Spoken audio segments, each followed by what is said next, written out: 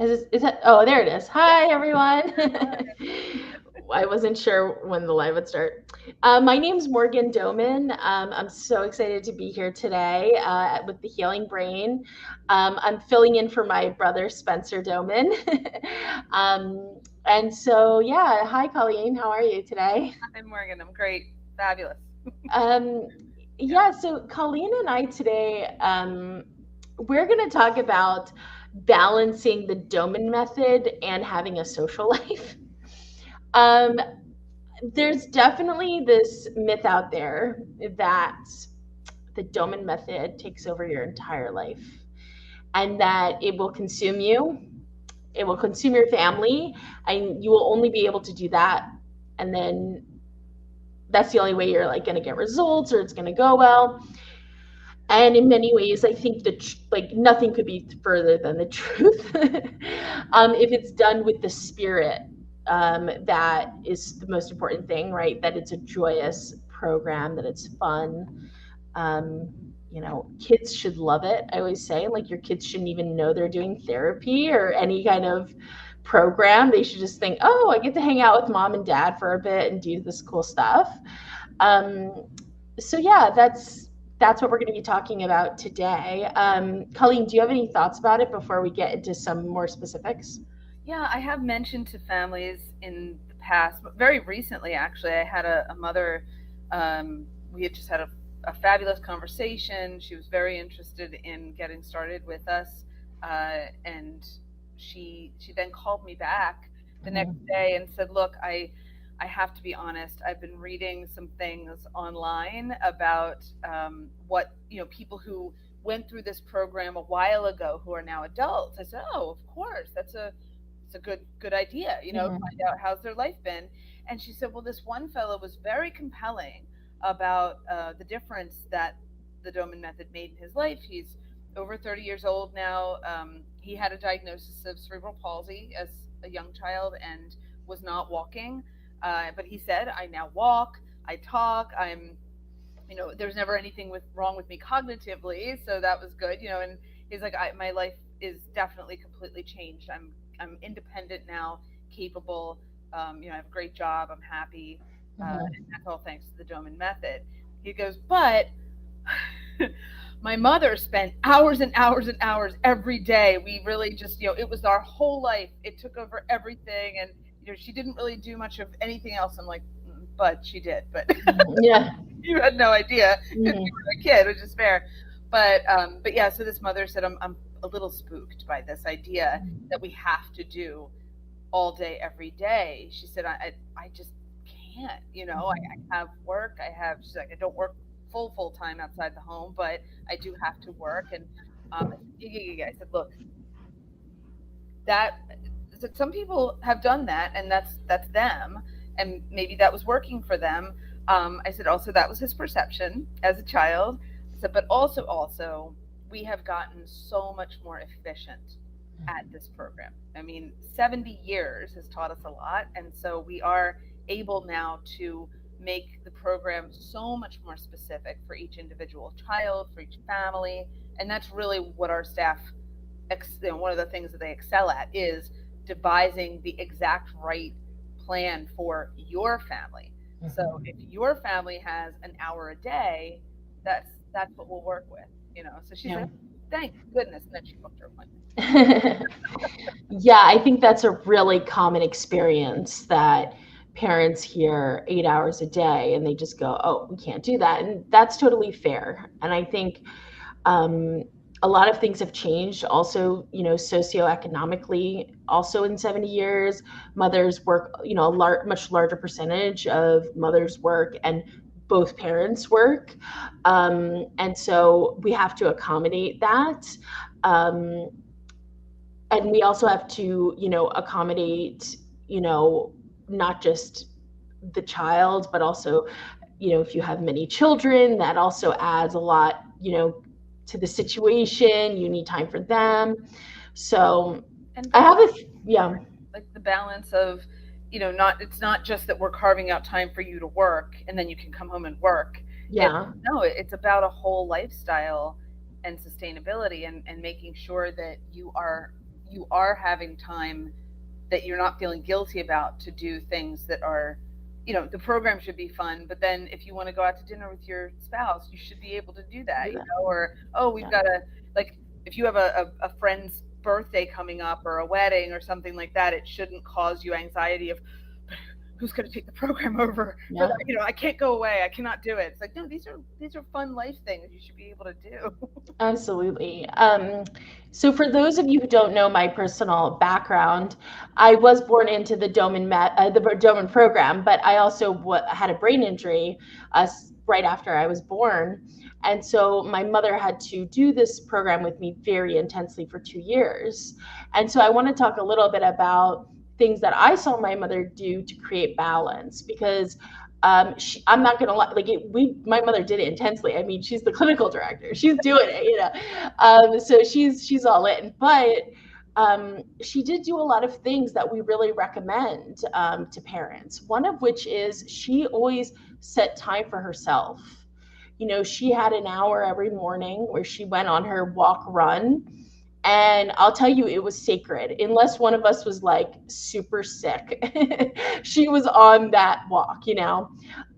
She needed that. That was what she needed for herself. And so I think, so for so many mothers, like, we are the first people to say, you need time for yourself. You need a moment. And depending on your child's age, like, it may not be able to be an hour. Obviously if you have babies, it changes, but even 20 minutes where it's just your time, I think that's a huge part of it.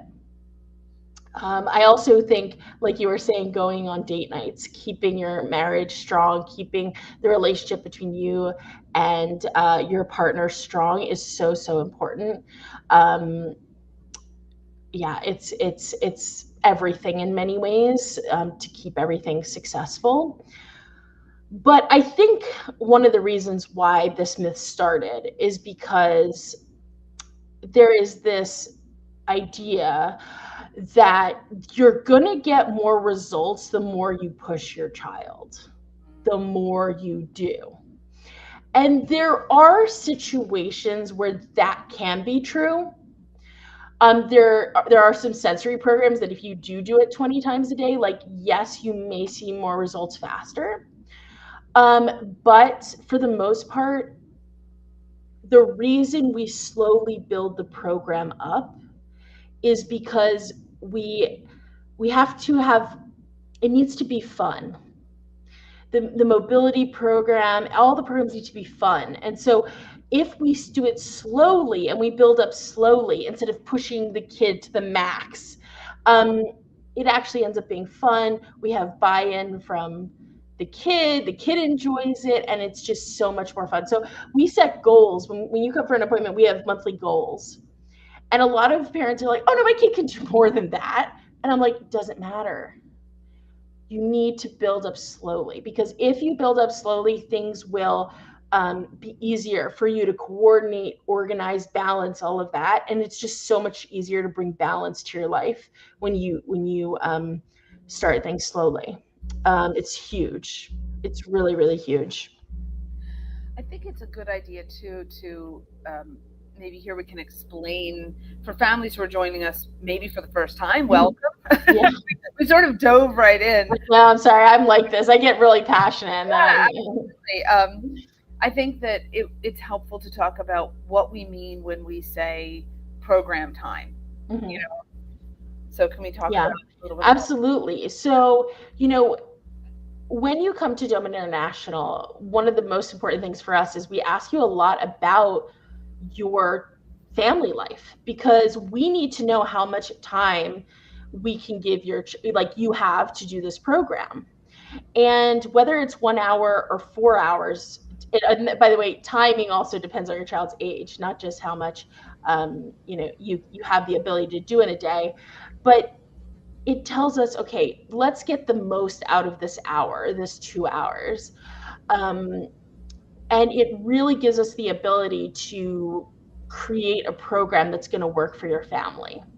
And I think we pride ourselves on this. It's a big part of when we're meeting as a team, because we do that with every child who has an appointment. We have a clinical meeting after your child's evaluation. Usually you have about 15 staff members there talking about your child. And a big part of that is what are the capacity here, and so there are so many factors.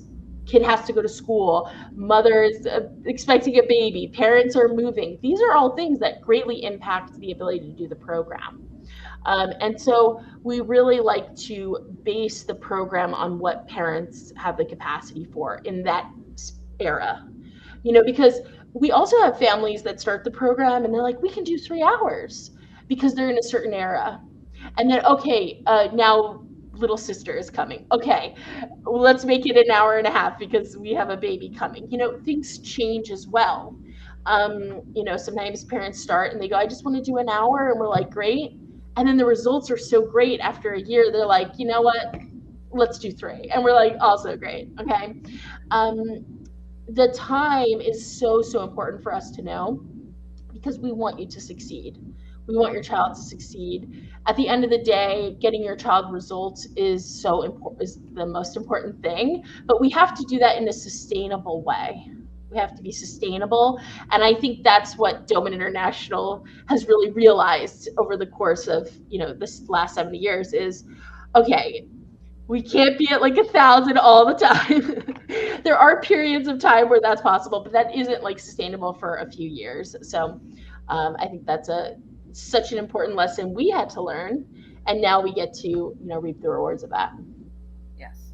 And I think it parallels a lot of child rearing and child development as it is. I mean, if you've got, when you have a baby, that first year is so intense, whether or not they have special needs. Obviously, if they do, it's even more.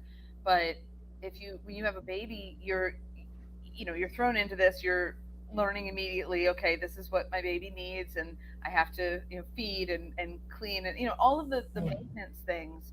But of course, you also want to bond and you want to interact and everything. But if you had to do that all day, I mean, babies grow. Even when they have special needs, their needs change, and thank goodness, because if we had to maintain that level of care for 2, 3, 4 years, we really would start to burn out.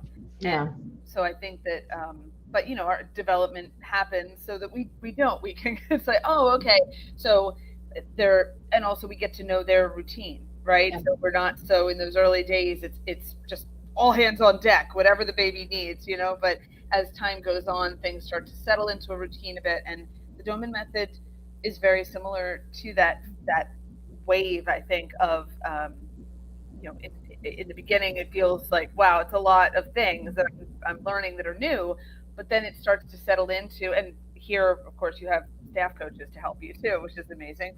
But yeah, it's settling into a way of life that is also growing with my child and their needs, but can expand or can adapt to family circumstances. Yeah, and that's a big thing that I recognize that my mother did, is the Doman program was really weaved into my life. Like there was time where it was obvious, okay, we're doing the program, but a lot of the things, were just part of my life, just like I brush my teeth, and I think when we can do that and not make it so full of pressure to do it at a particular time, it also is so helpful to just, oh, okay, after you're done your brushing your teeth, we're going to do tactile, Right. I always tell parents, like, when you're changing your child's diaper, do tactile integration because it's like easy to do it at the same time. So there are so many things you can just weave, into your life to make it so much easier. And also I think just more fun for kids. It's just, oh yeah, okay, now we do this after that, it just makes their life much more fun. Yeah. And I think for both of us, speaking as kids who grew up on the program, it really does. As Morgan was saying, there are times when your child knows that you're doing something particular, something specific. It's like, oh yeah, this is our time to do this activity or whatever. But for the most part, your kid just, if you build this into your life, your child just feels like this is a normal part of my life. Where I Exactly. think it can be challenging is as a parent, like this isn't the way you grow up, probably. Yeah. So it's you. It feel my parents have talked about that. For them, they had to work harder to initially to kind of bring the program into our life because they hadn't grown up in that way. Hmm. But once it was established, and they always kept in mind why they were doing everything, that really Yeah. helps to guide you in those moments where you're starting to feel like, oh, maybe I'm getting a little overwhelmed, or maybe I'm not sure if it's okay to skip this particular rep of something today because of this thing going on. It's like, no, no, what's our why? You know, Yeah. and how do we get to our why? It's consistent effort, not Hmm. perfect every day, because nobody Yeah. is perfect every day. Absolutely, absolutely. And I think kids change from day to day. And when we can be flexible and just move with it, I think it's so, so important. And, you know, it's not just about the time that we dedicate to it, it's also the attitude we bring to it. You know, parents who really enjoy this program bring a sense of fun.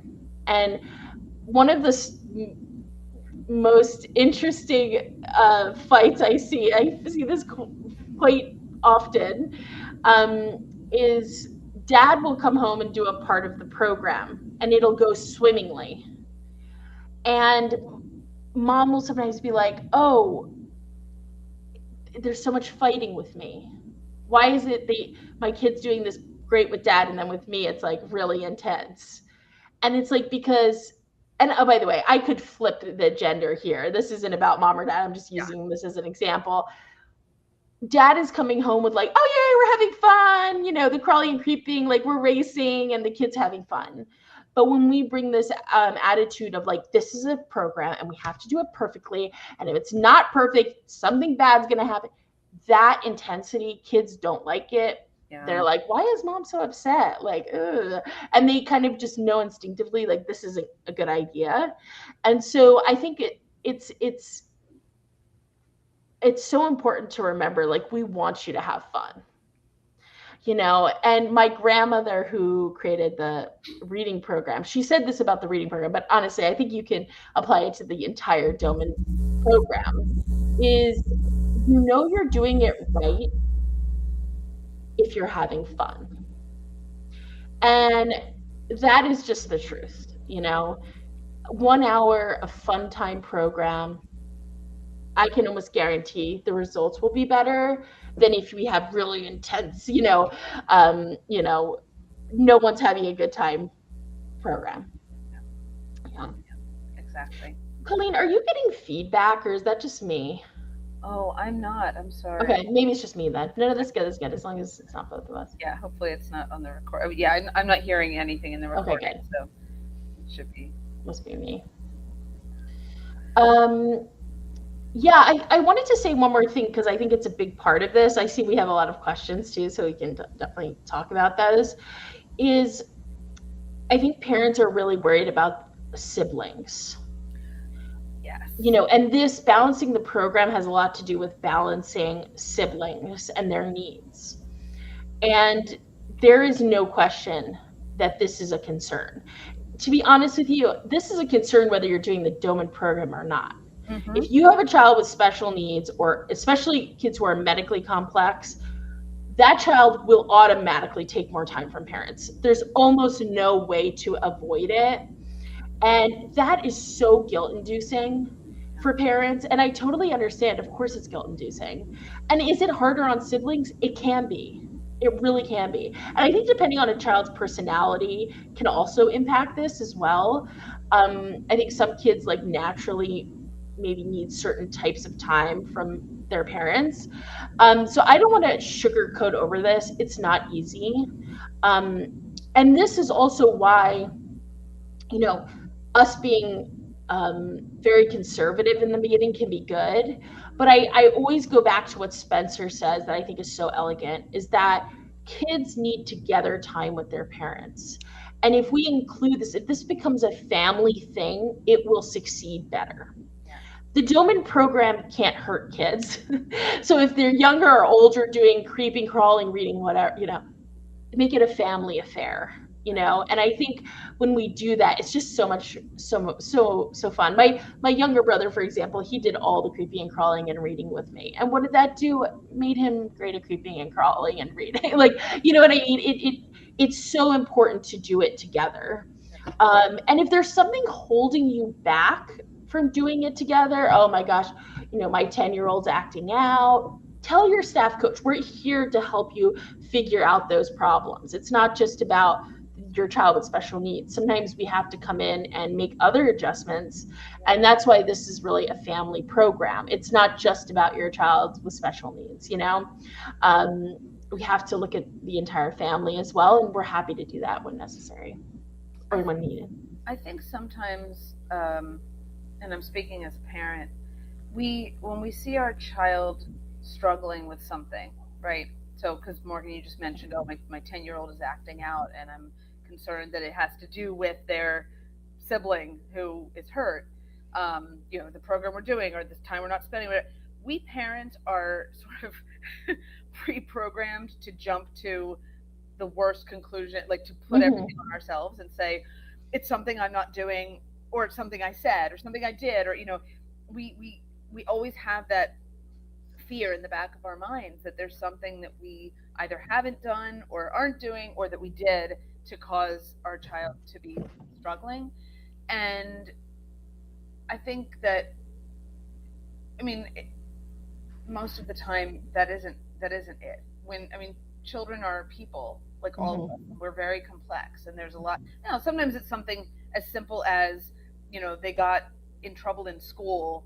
They didn't want to tell you about it. They were embarrassed, but they've been sort of ruminating on it and unhappy, and Mm-hmm. then they're acting out, and you're like, what's going on with you? Like, Mm-hmm. I got in trouble at school, Mm-hmm. and now everybody hates me, and you're like, no, nobody hates you. They probably all forgot about it already, um, but like things, because children, things, things that we can look at and say, oh, that's not really a big deal, but to them it is a big deal because Mm-hmm. in their world, and it's just weighing on them. So but yeah, I think Morgan's point is, sorry folks, I'm talking to you as if Morgan's not. No, I think your point, Morgan, is super, that talking to somebody with perspective, like your staff coach, if you're doing our program, um, we want to help your family with our perspective, but also our years of experience. I mean, Rosalind, Morgan's mother, is our clinical director and has raised 4 children and has a tremendous amount of insight and experience. But also, my daughter and I were talking about this the other day, that a lot of people don't spend time around children or young people until they have their own kids. Mm-hmm. You are a kid, and then you graduate from that and you spend a number of years in the work world. Not, if you're not a teacher or something, then you don't really have a lot to do with kids, and then suddenly you're with kids again. And for some people it can be really hard to remind themselves, like, what was it like when I was a kid, and how is this. But our staff are with kids all the time, so I think that helps to have a perspective on, oh, this is probably what's going on with your kid, but here's some strategies to Mm-hmm. help with it. We are Absolutely. interested in helping the whole family function as best as possible, because that is going to help. And honestly, sometimes it's even nutritional. Mm-hmm. Yeah. Like, you find out that your kid's been eating junk food at school every day, and they've been in a terrible mood and low energy and all that. You're like, Mm-hmm. oh, okay. Yeah. Because you're a parent, your first thing is, what am I feeding them? It's like, no, Mm-hmm. you're feeding them the best stuff possible. Yeah. Vending machines at school.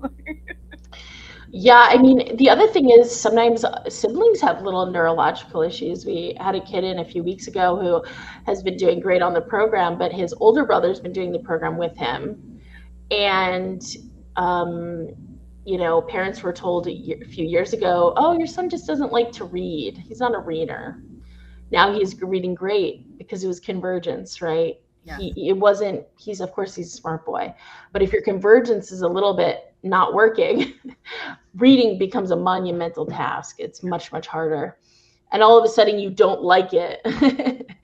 You know, even though, yeah. And so sometimes that does happen. You know, it's not uncommon that there are varying degrees of neurological issues in a family. It's very common, actually. And so it's great to do it together for that reason as well. Yeah. I think a big one that I see, and I think it's important for me to kind of call this one out, is I think when you have a child with special needs, mothers and fathers can isolate themselves from their communities. And for all kinds of reasons, they feel guilty, they feel shameful. Not that there's anything to feel shameful about, but they do. And then they find the Doman method and they think, oh, this is the answer, because it is. But they throw themselves into it so hardcore and completely isolate themselves even further from their community. And that is the last thing we want you to do. And then I think sometimes like the Doman method gets blamed for that, but I think it's a common thing in the special needs community in general. Is pure isolate. You isolate yourself from your support system. Even your friends that you gabbed. Oh, we're just gonna gossip. Sometimes a woman needs to gossip. Like we just need to talk about something. And when we isolate from people who remind us of who we are, it can cause all kinds of burnout, and not just like physical burnout, but a spiritual, mental burnout that takes years to come back from. I have the pleasure of being a staff coach for a mother, and she did the program. Her daughter's in her teens now, but she did the program a few years ago, very intensely, and then she burnt out after 2 years, and now she's come back and her daughter has seen great results, both when she did as a kid and now. But this mother, I can tell in her bones, she's so burnt out. And she has help. She has people who can help her, which is great. Like, it's such a great thing that she can continue and everything. And there's a lot more balance now, but it's not where we want parents to be at all. And so I cannot suggest enough not isolating yourself, keeping yourself happy, doing things that you love. So your social life, keep your social life going. It is okay. Yeah, kids have enough social life. Okay, they're constantly at social things, but like I think you parents need to keep your social life strong. Go to the wedding, go to the baby shower, remind yourself of like you're not, like, honestly, you're not alone. It's not just you. I think it's so important for the human brain to have those reminders. And I think for when a parent has a child, who receives a diagnosis or is having challenges, that's exactly, you start to think, either nobody is going to understand this, or they're going to pity me, which I cannot stand. I don't want to be around it. Understand that. Or they're going to be looking at me thinking, oh, she's doing this crazy thing with her kid, and what's that about? I mean, I don't know. I'm over 50 now, so I don't care at all. It is liberating. Yeah. But I think that the truth is that mostly people are just afraid of saying the wrong thing. Yeah. And so if you are there, but you're, it's all about that mindset, right? That attitude of, yeah, this is what it is. My kid has issues. We're dealing with them. If people want to talk to me about how we're dealing with them, what's this thing you're doing? And it's like, oh, it's a holistic neurodevelopmental program of therapy. Oh, suddenly, and you're just saying it with like, a feeling of, yeah, we're just doing what we're doing. Have you ever heard of this thing or that thing? Yeah, I've heard of that. The kind of conventional stuff. Yeah. But generally, people just don't. They don't want to abandon you, but they really just don't know how to be. Yeah. So, yeah. If we keep showing up and being upfront about things, I think the other people who love us are going to respond. And like our parents all told us in high school, right? If that person isn't going to act like a friend, and they were never a friend to begin with. The first one, yep. Yeah. Mhm. So yeah, if they do get a bad attitude, it's like, oh, great, you've just revealed yourself. I guess I could go find another friend who's gonna be cool. Yes, absolutely. Absolutely. I could not agree with that more. Should we look at some of these comments? We have a bunch. Yeah, we have. All right. So should we So, start up at the top with Jane? yeah. Jane is our clinic manager, so she's fabulous and always joins us, which we really appreciate. But also is a mother on the program, which Hmm. yeah, which is fabulous. Really nice to have Jane, and we're glad that things are going well. How do I pin it? Or Um, is that something else? Les, I think Les can put. Oh, Oh, Les can do it? I Okay, cool. believe so. All right. So, oh, here we go. Thank you. Yeah, I'm trying. Les is the best. She's the gal behind the curtain, everyone. She's Exactly. literally saving us constantly. Okay. As a full time working single mother of two children on the Doman program, one neurodivergent, one neurotypical, I wanted to share what has been key to our family's success. Managing these responsibilities presents inherent pressure, but I love every day of my life with the Doman program, and navigating these challenges has led to monumental breakthroughs for us.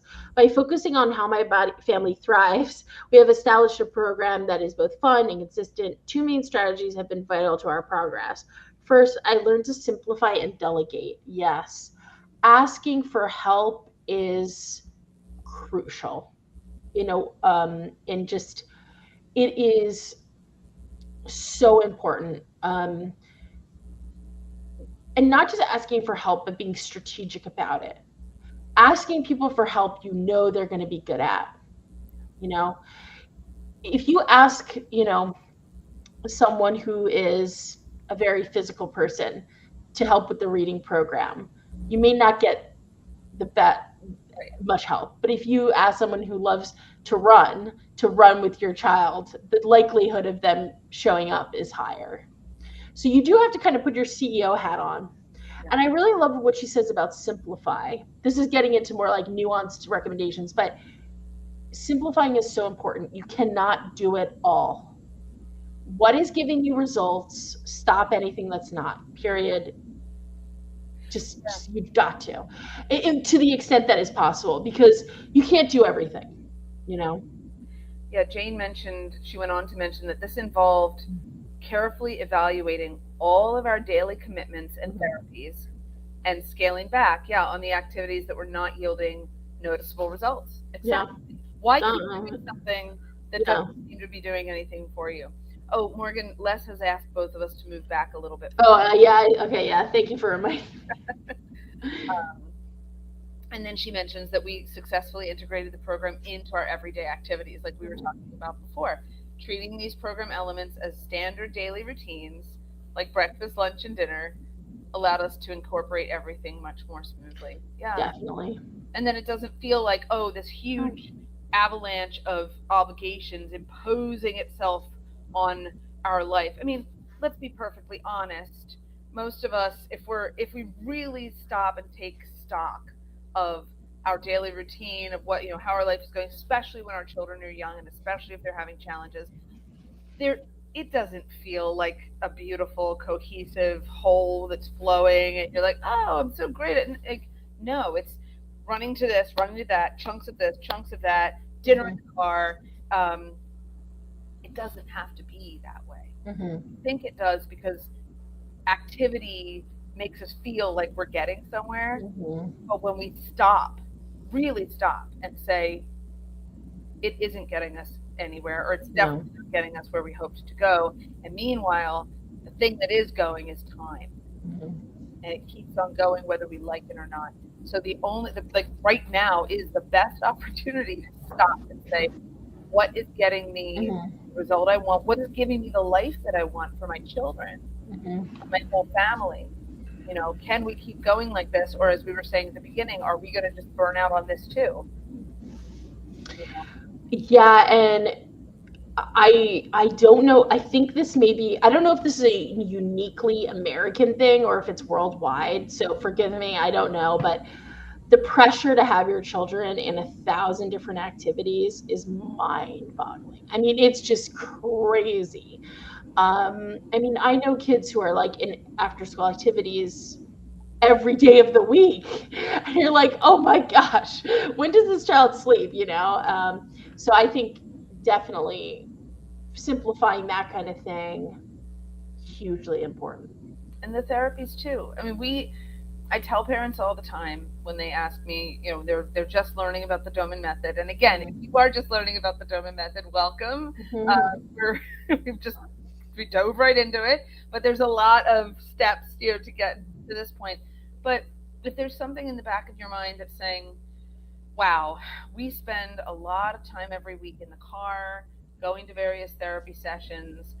I don't really know that it's doing us much good, Mhm. but it's what you do."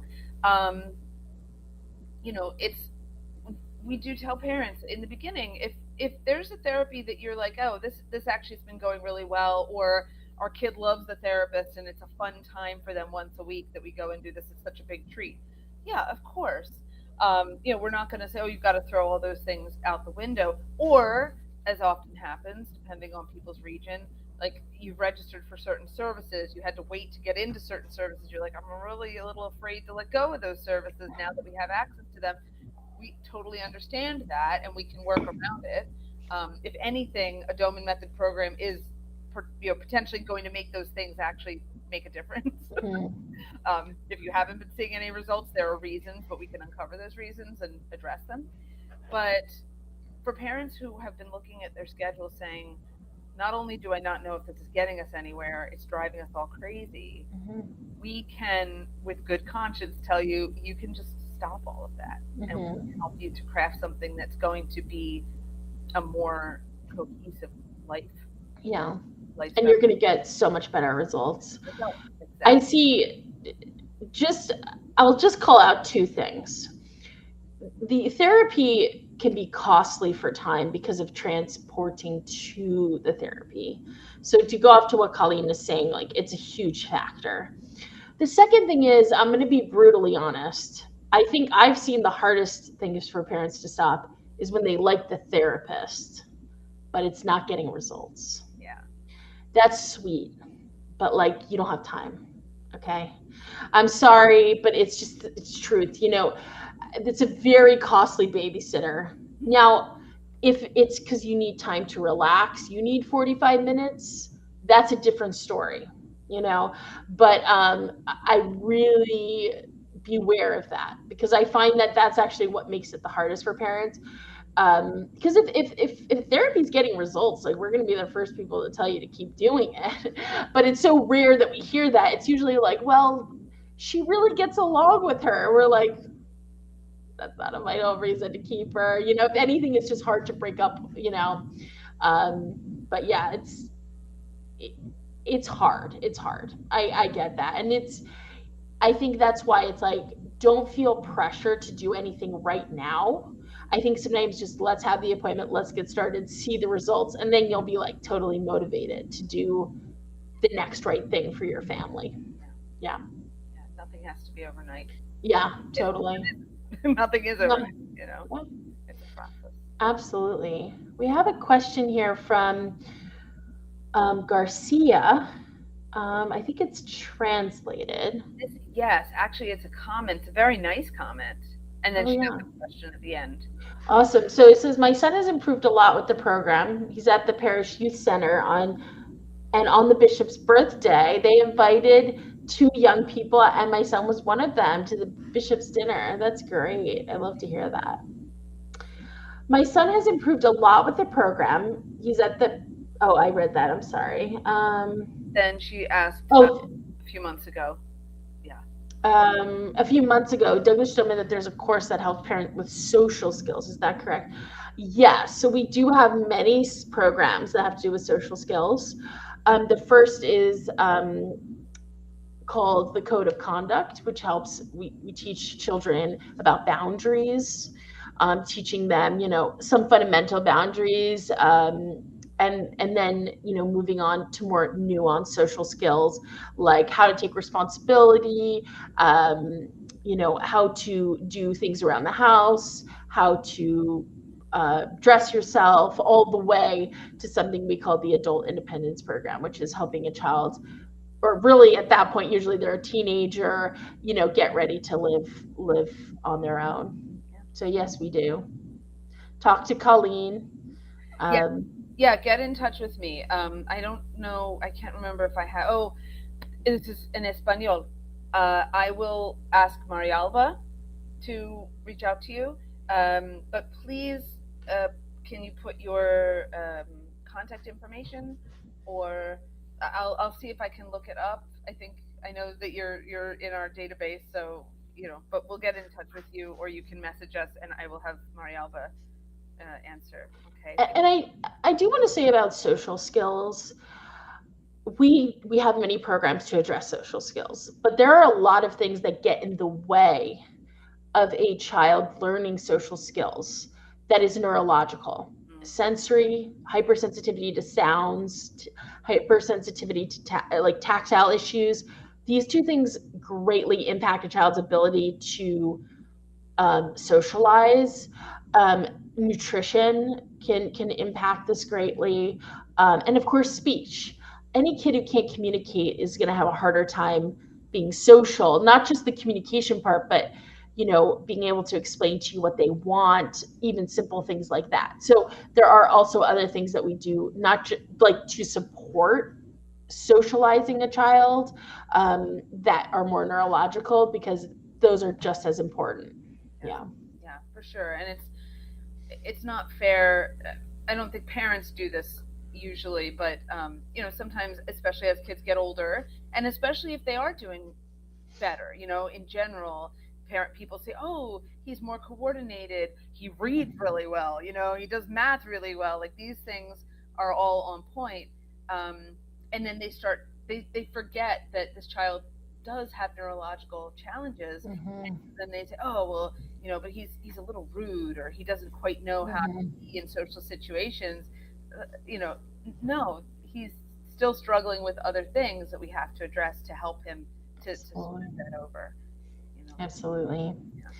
Um, so Diana asked, "Good day. We've been using the Doman program since January, but I feel that my child is not progressing very well with learning about numbers. How can I help him, or what might be happening?" So I Hi. don't know if Diana is working with us directly. And Diana, Mhm. can you share with us? Do you have a child with a brain injury, or do you have a neurotypical kid?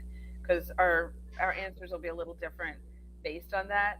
Um, and we if you are working with us, because I looked up your name, but maybe you don't use your last name on Mhm. Facebook, which is understandable.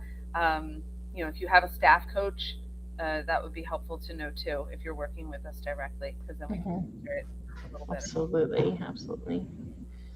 But we'll come back. Um, Okay. oh, we have such a lovely comment. Love Colleen's earrings and outfit. I said the same thing before we went live. I agree. I'm on vacation right now, so I look how very Yeah. this.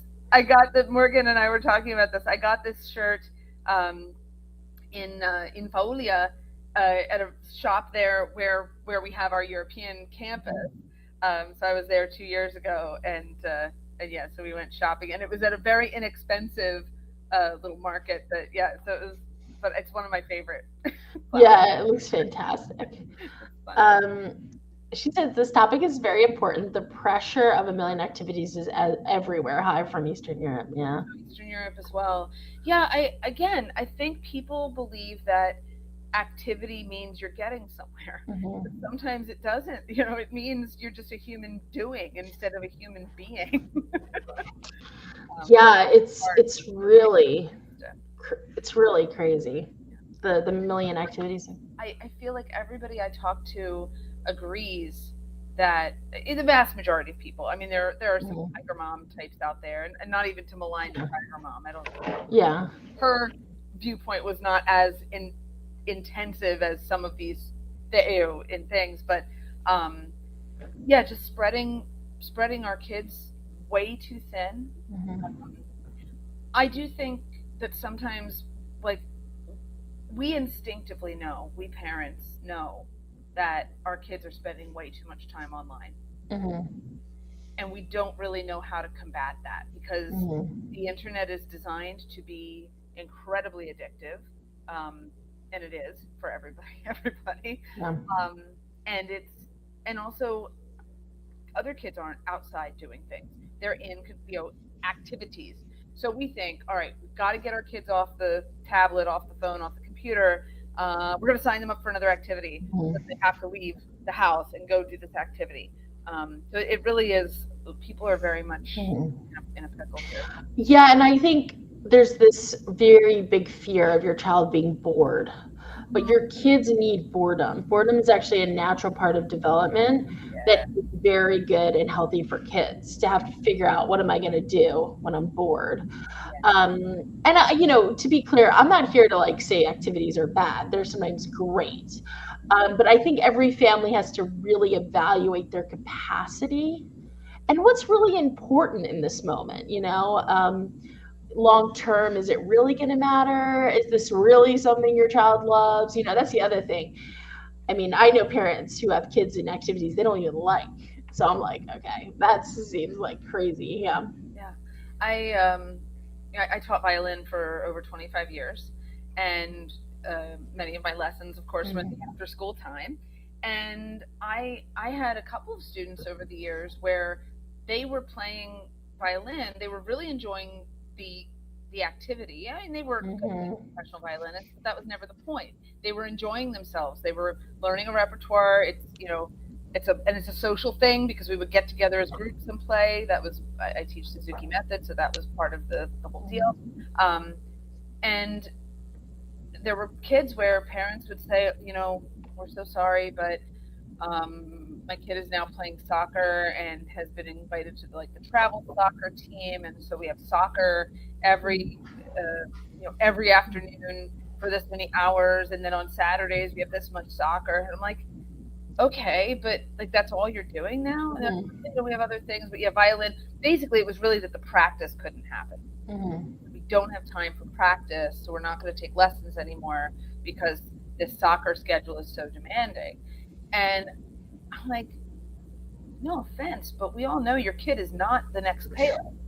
Like, why Yeah. are we, or Beckham or Ronaldo or whatever? Like, why are you spending this much of your life and your child's life with this?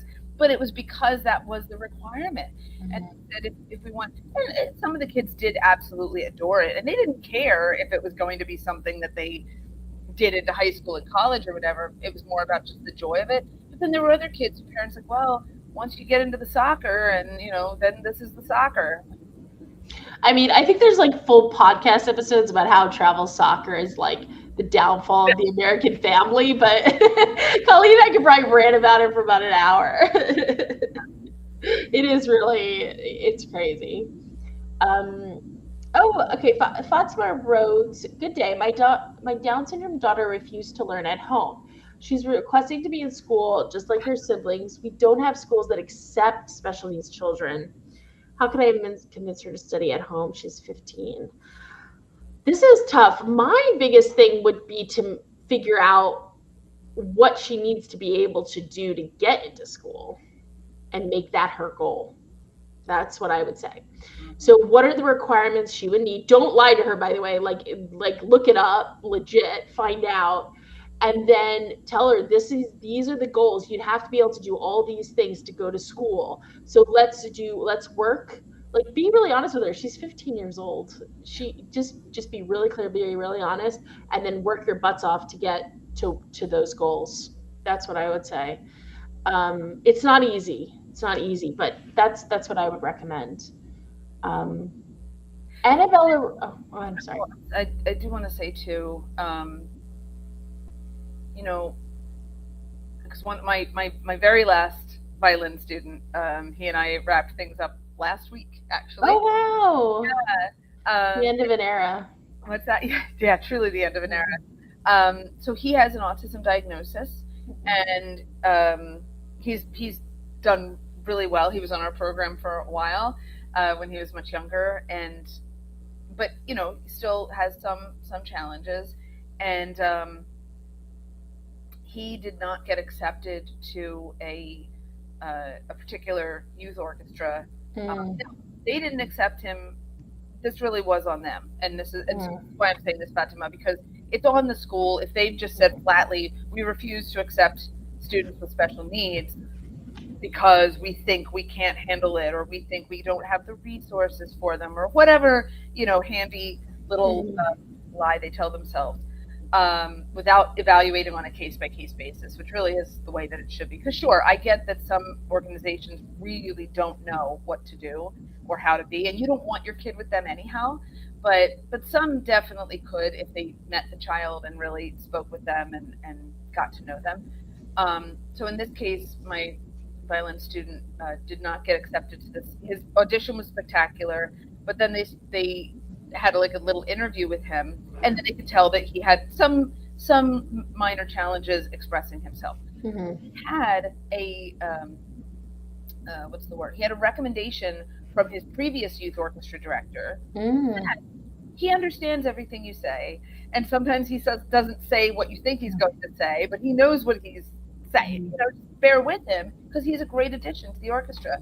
But they still didn't take him, so that's their loss, truly. Mhm. But I had to tell him about it. His mother was really upset, and she's like, I can't tell him. I cannot tell him that he didn't get into this orchestra. And I said, that's okay. I'm going to. And so I sat with him and I said, look, um, they did not accept you.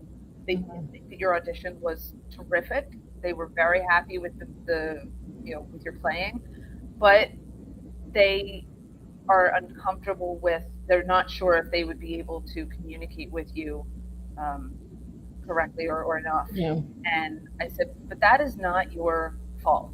No. You have done exceptionally well. You continue to do well. You know, you have to know though that there are places out there, people who just are not going to try to get to know you. Mhm. That's the world. And we owe it to our kids to be honest with them, especially at 15. Carlos was 17 at this time. Mhm. And I said, look, you're a young man now, and I can be completely honest with you. Mhm. Some people are going to underestimate you, and that is their loss. Mhm.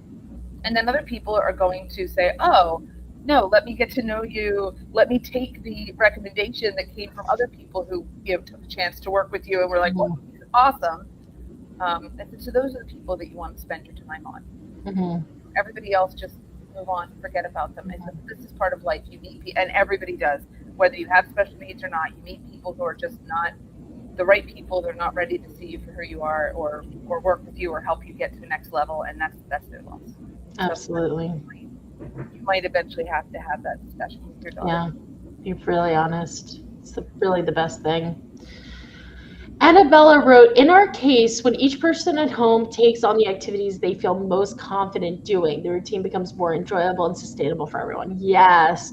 Work to people's advantage, like work to your advantage. Just, Yeah, yeah, it is the way it is. Um, yeah. Why torture yourself? yeah.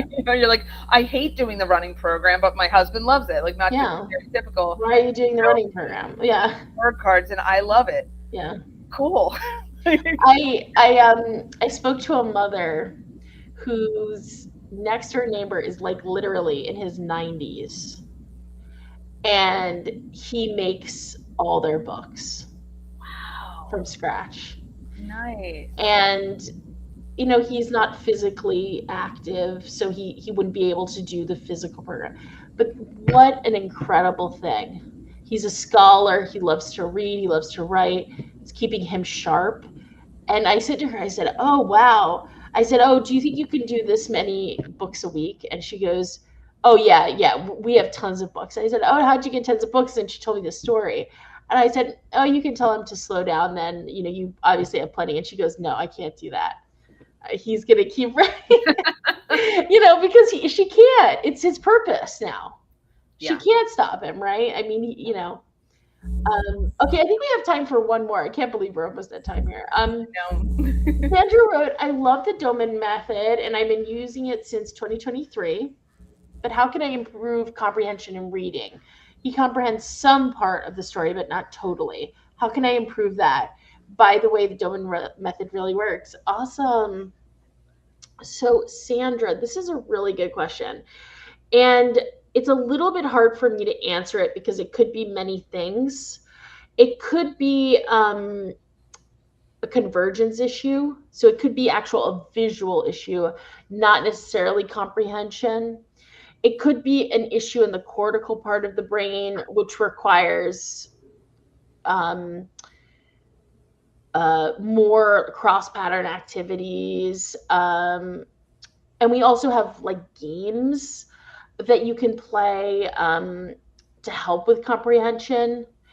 A lot of children, especially as they get older, get really good at making us think they can read, Mm. but they have a lot of issues with actually comprehending it. So we actually play a lot of games to make it fun and get them actually reading. It's really incredible. So it's a little bit hard for me to know exactly what to do for your child. But if you have, I would recommend reaching out to Colleen. Colleen, do you want to put your contact info? Oh, definitely. Yeah. I was going to say too, I know that your son, Sandra, just turned 9 at the beginning of the month. So Gosh. happy birthday to him.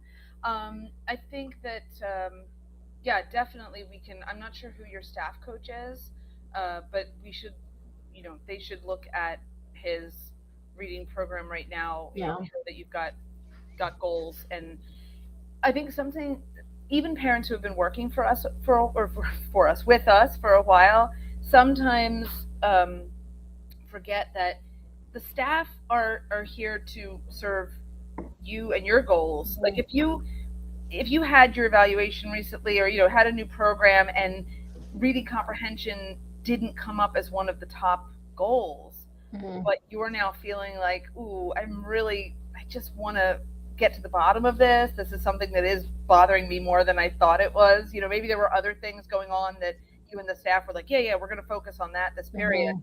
But now you're thinking, ooh, but comprehension, let your staff coach know and say, this Mhm. is really starting to bug me. I'm concerned. Like, what do you recommend? What kinds of things can we do? Absolutely. And I will say one more thing about this. I think this doesn't really apply, Sandra, to you, but may apply to other families. Sometimes this is an evaluation issue. We're evaluating a child, we're asking them to speak the words out loud.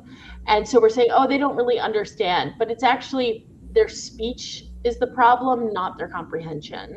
So Mhm. for some of you out there, if that resonates with you, you're like, I think he's got it, but he keeps messing it up when he's talking about it. It's because we're asking him to use his speech to prove his comprehension, which for many children, their comprehension um, is more at age level than their speech. So we can't rely on speech for many different reasons. So that's something else to keep in mind. Yeah, There are so many factors, yeah, right? And it's just so individual. yeah. Um, it and it can change from month to month. So that's that's the other thing too. So that's why it's always a good idea to check back in with your staff coach. But we love it when families who are on the program currently come to the Healing Brain. Obviously, if Spencer's here, he can often give. Sometimes he knows you personally and can give you Yeah. specific answers. But he also will often say, "Oh yeah, of course we know you, but your staff coach is going to have the best read on exactly what should be done." But yeah, everything changes. Gosh, the only constant in life, right, is change. Mhm. And children Absolutely. teach us that, Every day. even as they're older. Like Yeah. none of us stops growing and changing. My daughter's 21 and still always changing, and it's a beautiful thing, but also Mm. can be a challenge. Keeps you on your toes. So yeah, Never a dull moment. yeah, that's true. Well, it was such a pleasure to be with you, Colleen, today. I think Spencer will be back next week, so everyone can look forward to that. And yeah, I hope I can come back soon. Yeah, I think this was a wonderful thing, and I'm sure Spencer won't be hurt, folks, if next week you write in and say, No, "Great to have you back, Spencer," but really Morgan and Colleen were fabulous. So. absolutely. I'm sure Please. we'll have another opportunity to do Yeah, thank you. All And yes, right. anybody who has questions about the Doman method in general, potentially scheduling an appointment, or any of our resources, because we have a lot of information to share, even to get started at home, in the time before you come to see us, please contact me. Those are my direct contact numbers. info@domaninternational.org. My phone number, country code 1-814-232-8668. I am on vacation the rest of this week, but I will get back to you first thing next week, and we can get started. Okay. Thanks, Colleen. Thank Take you. care, everyone. Bye bye.